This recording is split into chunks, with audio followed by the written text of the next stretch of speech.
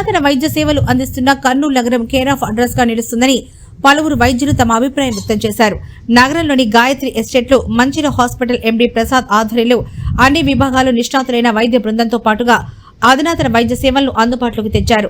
ప్రారంభోత్సవ కార్యక్రమంలో డాక్టర్ వసీం, విజయలక్ష్మి, సౌజన్య, శ్రీహరి, నెమ్మలి రవికుమార్ రెడ్డి తదితరులు పాల్గొన్నారు.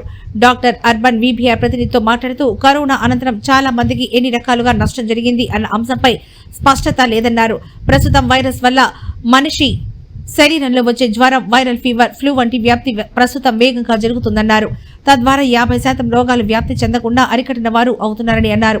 ఏదైనా జబ్బు సంక్రమిస్తే నిర్లక్ష్యం వహించకుండా సంబంధిత వైద్యులను సంప్రదించి వారి సూచనలు పాటిస్తూ మందులు తీసుకోవడం మంచిదన్నారు. అవసరమైతే సకాలంలో పూర్తిస్థాయి చికిత్స పొందితే బాగుంటుందన్నారు. ప్రజలు మన హాస్పిటల్ కి వచ్చి మంచి వైద్యం పొందాలని డాక్టర్ అర్చన పిలుపునిచ్చారు. వైద్యశాల ఎండీ ప్రసాద్ మాట్లాడుతూ తమ హాస్పిటల్లో అన్ని రకాల వ్యాధులకు వైద్యం అందుబాటులో ఉందన్నారు. ప్రజలు మంచిర హాస్పిటల్ యొక్క సేవలను ఉపయోగించుకోవాలని కోరారు. డాక్టర్ అర్చన, మంచిర హాస్పిటల్ ఈ రోజు నుంచి స్టార్ట్ అవుతుంది. ఇప్పుడు హెల్త్ కేర్ అనేది చాలా ఇంపార్టెంట్. అందులో కరోనా వచ్చిన తర్వాత చాలా మందికి హెల్త్ అనేది ఎన్ని రకాలుగా అఫెక్ట్ అయిందో మనకి ఇంతవరకు తెలియదు.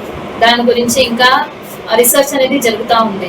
వ్యాక్సిన్స్ గురించి కానీ, తర్వాత దాని వల్ల అయిన హార్ట్ మీద కానీ, స్ట్రోక్ ఎఫెక్ట్స్ కానీ, ఇవన్నీ దాని గురించి ఇంకా రీసెర్చ్ జరుగుతుంది. అందులో మనం తీసుకోవాల్సిన జాగ్రత్తలు మెయిన్లీ చెప్పదలుచుకున్నది ఏంటంటే prevention is better than cure.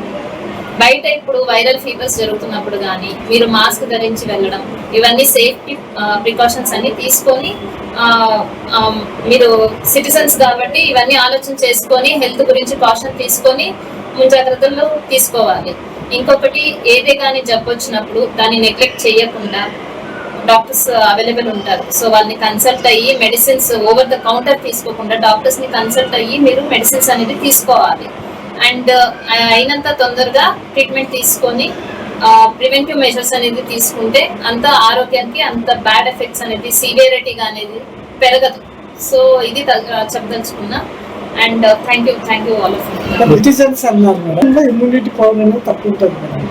వాళ్ళు మాస్క్ ధరించాల్సింది, వాళ్ళు ఎలాంటి జాగ్రత్తలు తీసుకోవాలి? మెయిన్ సిటిజన్ గురించి మెయిన్ ప్రివెంటివ్ మెజర్స్ మీకు చెప్పాలంటే, ఈ వైరల్ ఫీవర్స్ కానీ ఫ్లూ లాంటివి జరుగుతున్నప్పుడు బయట మాస్క్స్ అనేది వేసుకోవాలి. ఇంకొకటి, స్కూల్లో కానీ ఈ మాస్క్ వేయడం అనేది పిల్లలకి చెప్పడం, హ్యాండ్ శానిటైజేషన్, చేతులు కడుక్కోవడం, ఇవన్నీ బేసిక్ చేస్తే మనం 50% ఆఫ్ ది డిసీజెస్ ని రాకుండానే తప్పించవచ్చు. ఇది చాలా ఇంపార్టెంట్ అండి. బేసిక్ ఇవన్నీ మన చేతుల్లోనే ఉంటాయి. మనం ట్రీట్మెంట్ వరకు హాస్పిటల్ వెళ్ళాల్సిన అవసరంగానే ఉండదు. సో ఇవి బేసిక్ మెజర్స్ తీసుకొని పిల్లలు కానీ నేర్పిస్తే, ఎందుకంటే పిల్లల ద్వారా తొందరగా స్ప్రెడ్ అయ్యే ఛాన్సెస్ ఉంటుంది అనమాట స్కూల్లో వాళ్ళు ప్రికాషన్స్ తీసుకోకపోవడం వల్ల ఇవన్నీ. సో ఇవన్నీ పాటిస్తే కనుక ఫ్యామిలీకి వచ్చి వాళ్ళు మళ్ళీ ఇన్ఫెక్ట్ చేయడం ఇవన్నీ అనేది జరగదు.